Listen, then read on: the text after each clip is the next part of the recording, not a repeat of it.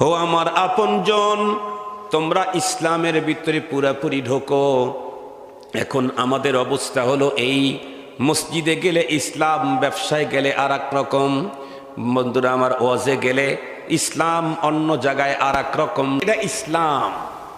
আল মারউ মা মান আহাব্বা, তুমি যাকে মুহাব্বত করবা তার সঙ্গে তোমার হাসর হবে। তুমি যার সঙ্গে থাকতে চয়েস করো, তাকে কিস দিতে চয়েস করো, তার সঙ্গে তোমাকে পরপারে হাসরের ময়দানে উঠানো হবে। এ প্রসঙ্গে একটা ছোট্ট ঘটনা, নরমাল কোনো মৌলবীর লেখা ঘটনা না। হাকিমুল উম্মত মুজাদ্দিদুল মিল্লাত শাহ আশরাফ আলী থানভী রহমাতুল্লাহি আলাইহি পসন্দিদা ওয়াকিআত তার রচিত কিতাবের ভিতরে লিখেছেন। ঘটনা লিখতে গিয়ে অনওয়ান কায়েম করেছেন ইস্তিহসানে কুফর বি কুফর হ্যায়। এর অধীনে ঘটনা লেখেন মক্কাতুল মুকাররমার